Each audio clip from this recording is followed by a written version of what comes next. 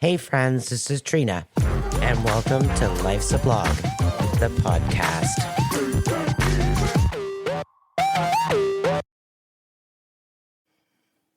Hey there, how's everyone doing? Well, I'm going to try to post tonight at 2 a.m. because it seems like when I post on Thursday that I get 0 listeners except for a few chosen few. And then on Monday, everything spikes. So I was doing some reading about podcast posting and best times. And it says often to post in the middle of the night during the week so people's commute can be entertaining with your voice. So we're going to give this a shot. You know what feels really good? Is getting back into old habits. I went to photography school back during the COVID days, and I really haven't done much of my photography, but I always loved doing the photo editing. And I haven't done it in such a long time. So anyways, with the magazine, we have a pretty significant cover this month, and they didn't really like the lifestyle picture that we chose. They particularly wanted to go for the brand. And I'm thinking, how can we do this? So my graphic designer created something. I'm like, that just isn't enough. It's very plain and bland. So I started looking at covers online. I'm like, I want something like this. Let me see what I can do. So I spent the last 3 hours working on a project of trying to make the perfect cover based on my old Photoshop skills. And it's been pretty exciting because I think I developed quite an image, and I don't know if we're going to use it or not. I need her critique tomorrow morning, but I'm really excited to see what she has to say.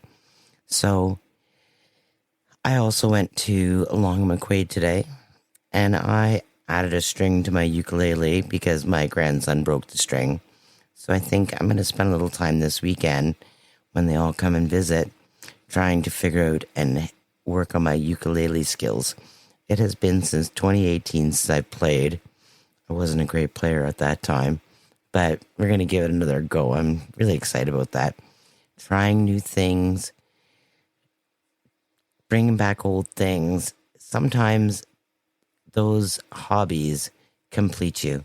Because a lot of the times I can go down that rabbit hole into bad habits, bad routines, and it's really truly up to us to decide whether or not we're going to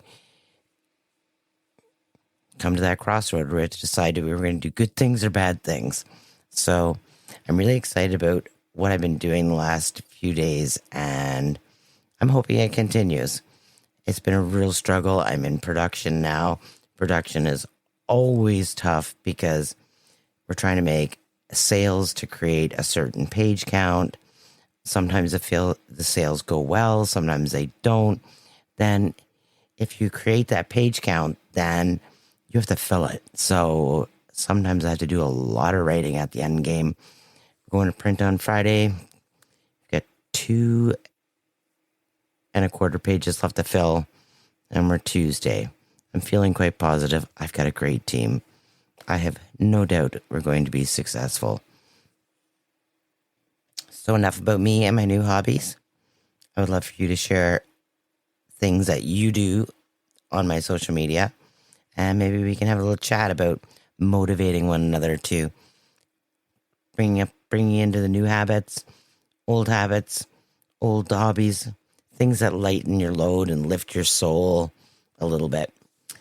But Jelly Roll and Bunnie XO, what do you think of that? Well, last night when my friend sent me the news, I wasn't really shocked. And I never really wanted to see their marriage fail because I don't ever want to see a marriage fail. But because I listened closely to their story, you know, Bunnie spent years publicly praising that man. She stood beside him when he had nothing. She defended him after he admitted to cheating. She wrote about forgiveness. She talked about growth. She gave people hope that betrayal could be overcome. And when she would talk about that in news programs, I would just roll my eyes and go, how could you stay with someone that caused the biggest betrayal, heartache, trauma in your life. Because here's what I've learned about betrayal trauma. Forgiveness and healing are not the same thing as forgetting. You can forgive someone and still carry the scar. You can love someone deeply and still struggle to trust them completely again. One of the hardest realities after infidelity is that the betrayed partner often does the heavier emotional lifting. They're the ones who have to rebuild trust they never broke. They're the ones who have to quiet the questions that should never have existed. And while I admired Bunnie's loyalty, I often wondered what it cost her to keep believing after experiencing the ultimate betrayal. Not because she was weak, quite the opposite. I think she's a very strong woman, because sometimes strong people stay and fight long after everyone else would have walked away. If this marriage is truly over, I don't see it as a failure. I see it as a reminder that love is powerful, but betrayal changes people. Sometimes couples rebuild, sometimes they don't. And both outcomes deserve compassion. In my honest opinion, once the bow breaks, the cradle falls. And I don't think you can ever rebuild something again once you go your separate ways or once betrayal happens. I don't think there's a great love story after humongous hurt. Maybe a 1% chance. But at the end of the day, I just don't believe that it's possible. And many people may refute me, but the thing is when you go through betrayal trauma, so much of your internal system changes and your trust goes down, your hypervigilance goes up.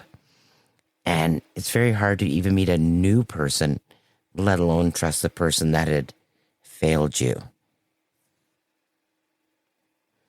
And do I believe that the decision was mutual? Well, a few days before the separation date, according to news sources, they had just celebrated his daughter's prom. And they looked very happy.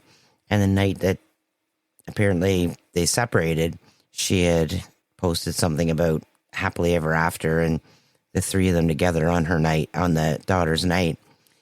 And thereafter, if you go into her reposts on TikTok, not necessarily her posts, but her reposts, oh, they tell a story. And then when you look at what she's posting, I think she's very heartbroken. It's the sense I'm getting. I could be completely wrong. She's heartbroken. She's angry. But I think she's a strong enough woman to know that, yeah, it's a mutual decision. Because I don't think she would go back. But love does crazy things. So it's an ongoing saga, and we will see what happens. Kind of lost respect for them, though, quite some time ago when I saw different people talking about them and their actions as of late. And I don't necessarily think that they've actually changed in their ways. And while I absolutely adored them a few years ago, and I'll still listen to his music and I'll still watch her YouTubes, I just feel that there's something about them that just isn't right. And I wish him much success. Hopefully it's not this brutal separation, divorce, whatever you want to call it. That's a tough one to go through as well. But at the end of the day, I just don't think that after betrayal, it's possible. Even after marital separation, how do you get back together with someone and say, oh, this is the greatest love story ever? Unless you went to therapy and fixed your problems, it's a Band-Aid. It's basically what it is. It's a Band-Aid. And we can get off of drugs and we can get off of whatever. Like Jelly Roll says, if he didn't have weed, he wouldn't be able to cope.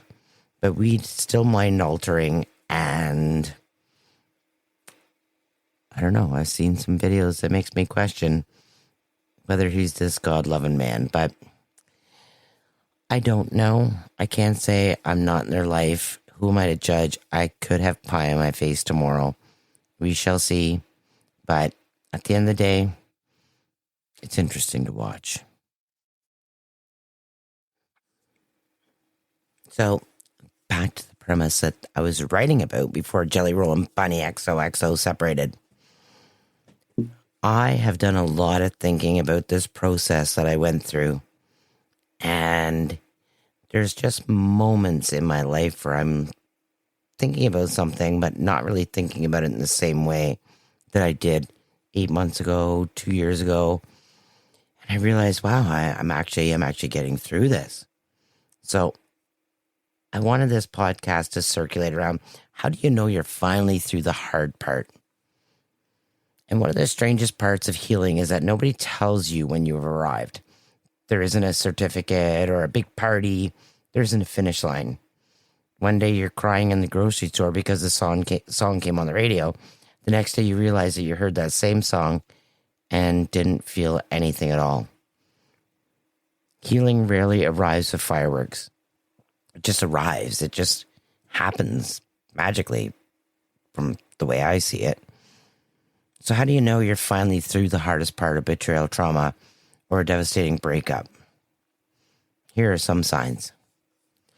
You stop looking for answers. In the beginning, you're desperate for answers. There's a video of Bunnie XO saying how things don't add up. So obviously she's at the point where she's overthinking everything and replaying conversations and doing probably all the same things that everyone does when they're going through the process. You replay conversations, you search social media, you examine timelines, you wonder who knew what and when. You believe that if you can just uncover one more piece of information, you'll finally feel better. And then you know what? Something shifts. You realize no answer is going to undo what happened.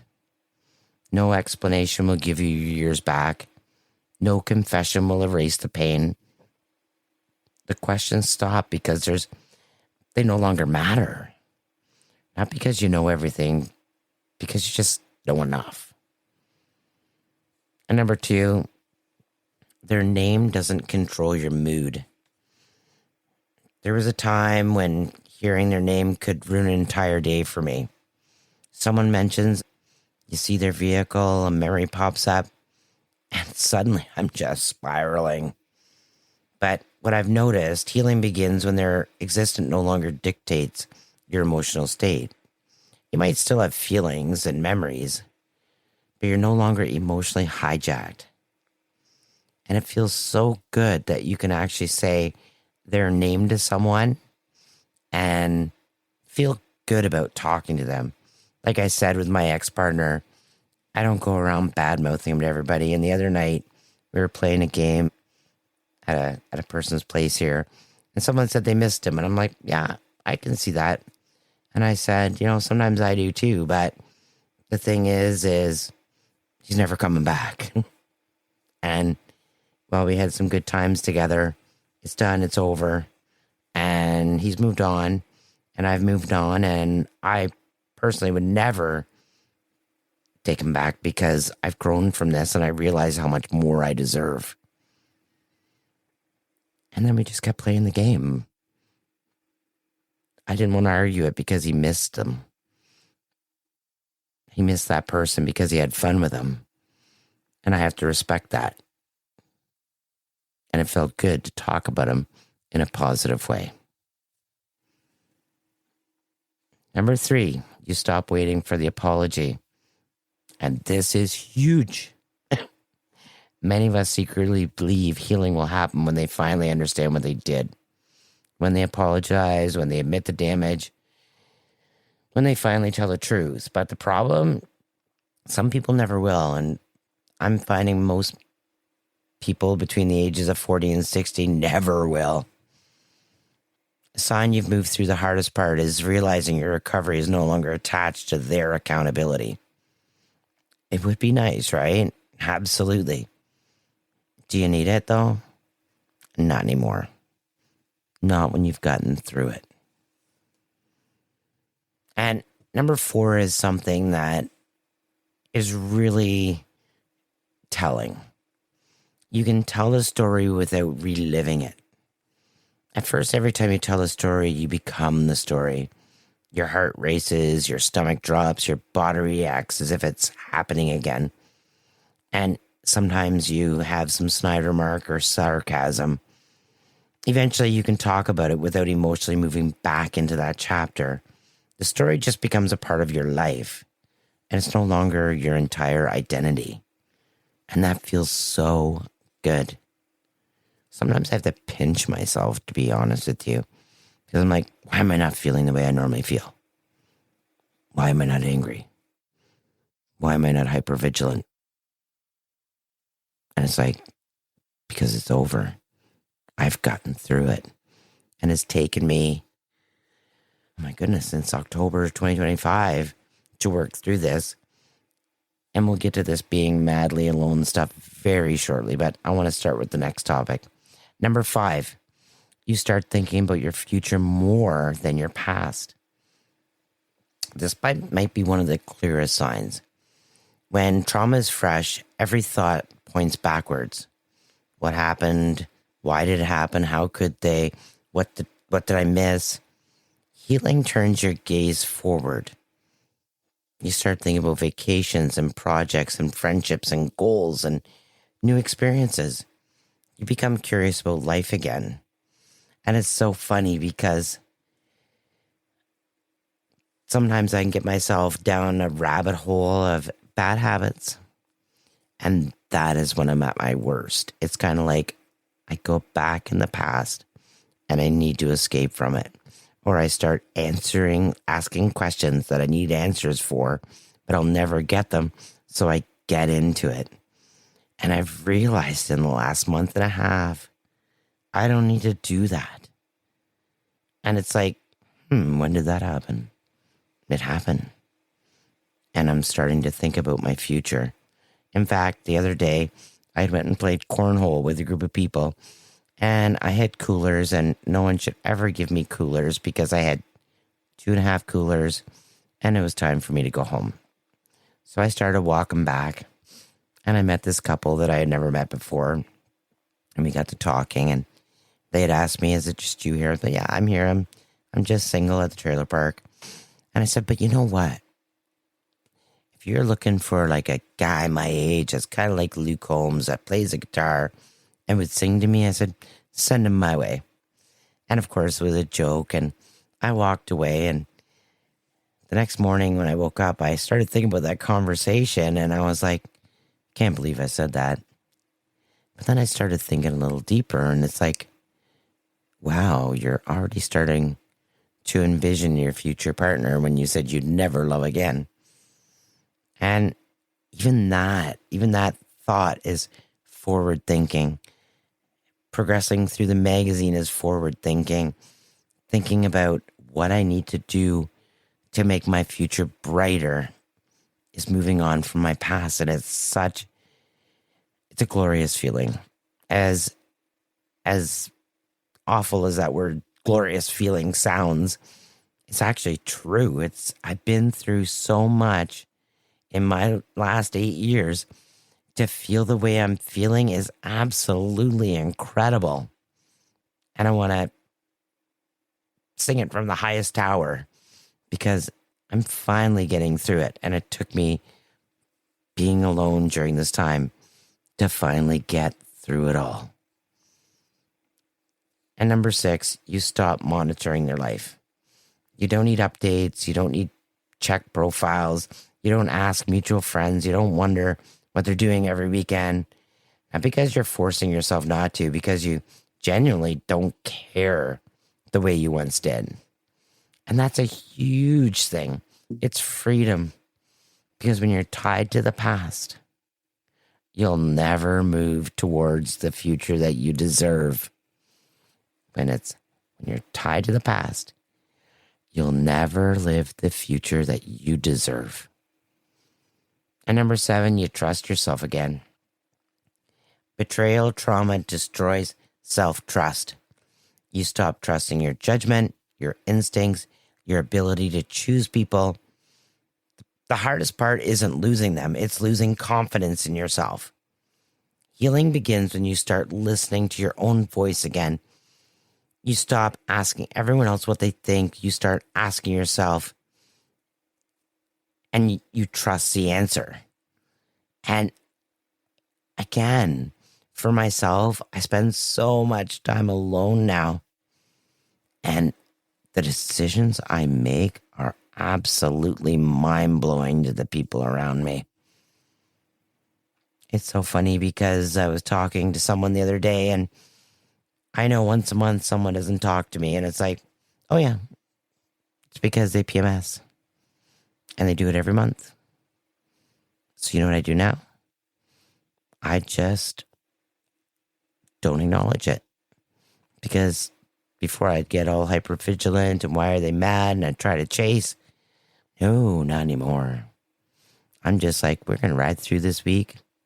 And I'm just going to sit here and I'm going to get my ukulele out or paint or do my podcast. They'll come around.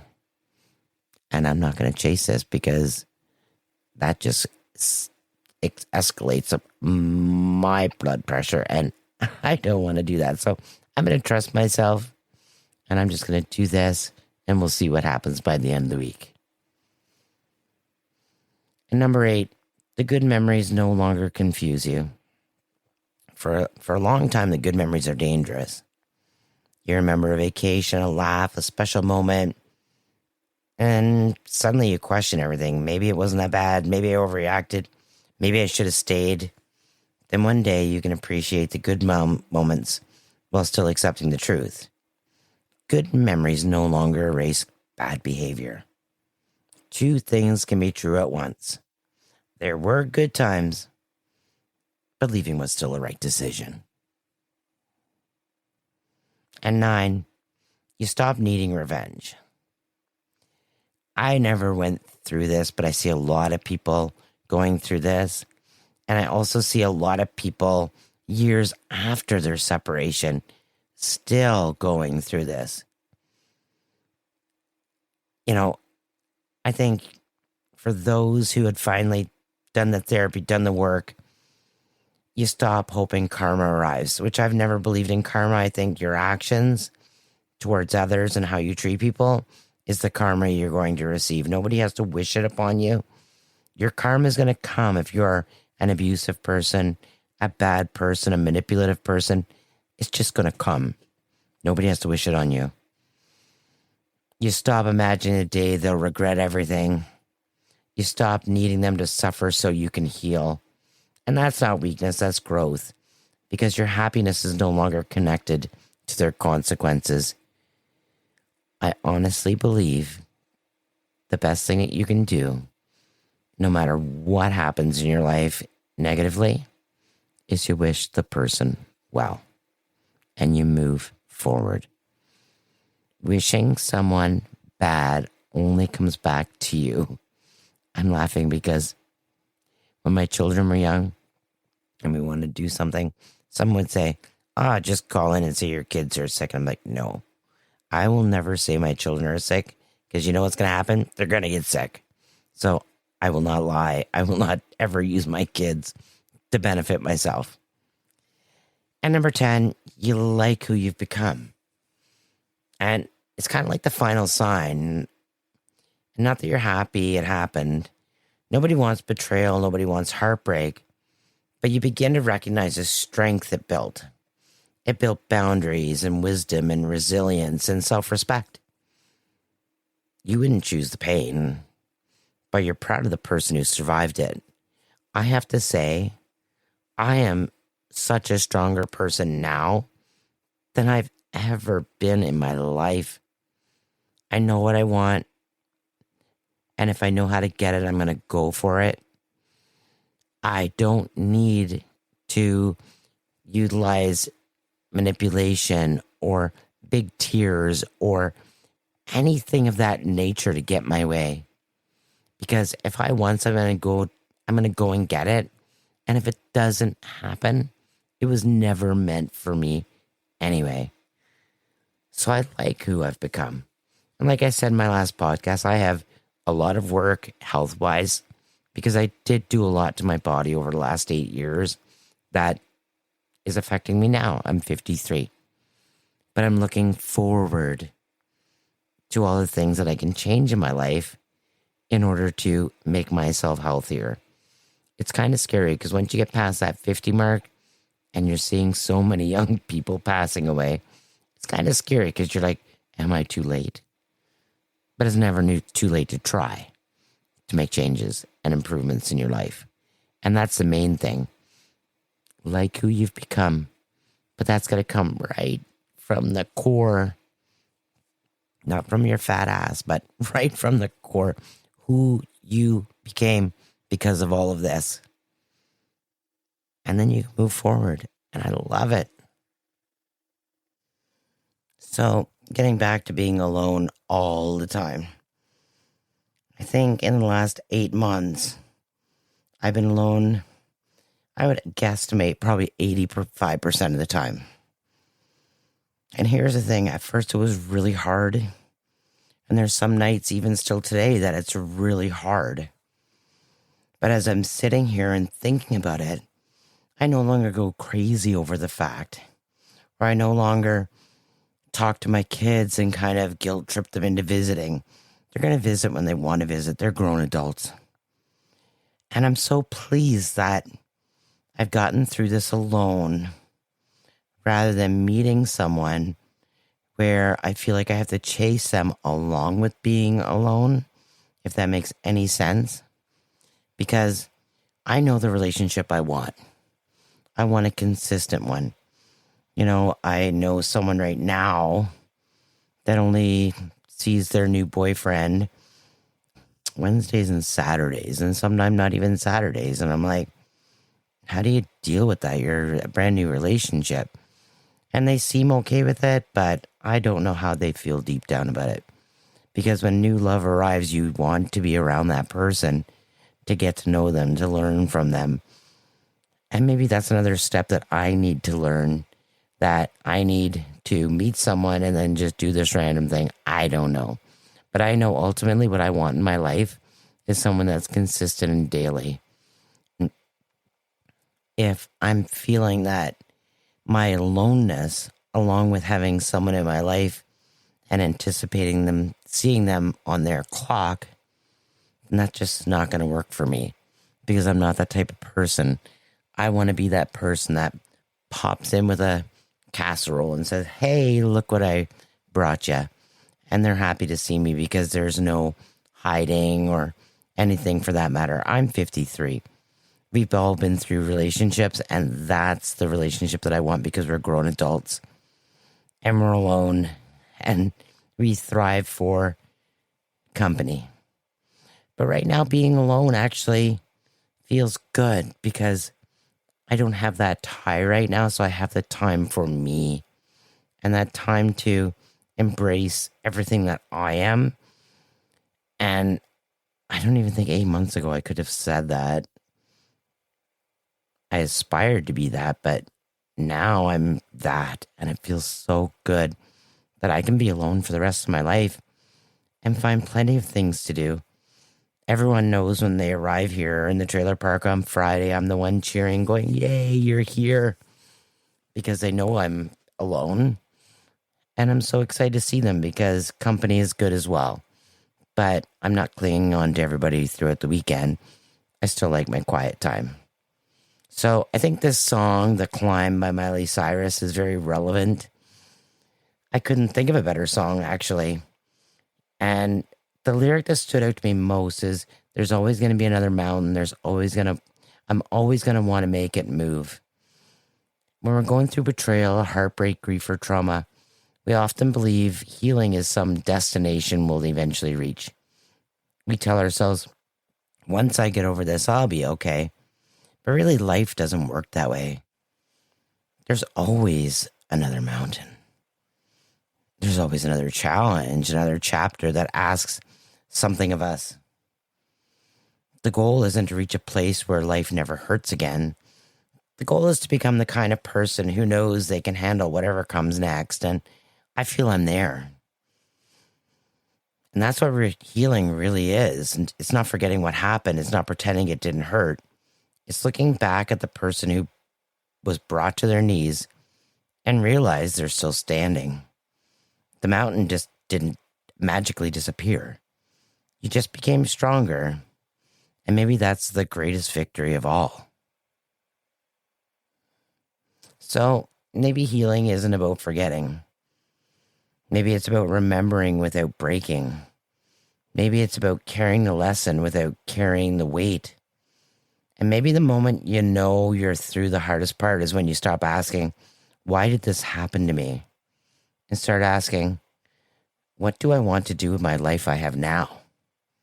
Because that's where healing lives. Not in the past, in the future. Well, that's it for this week on Life's a Blog.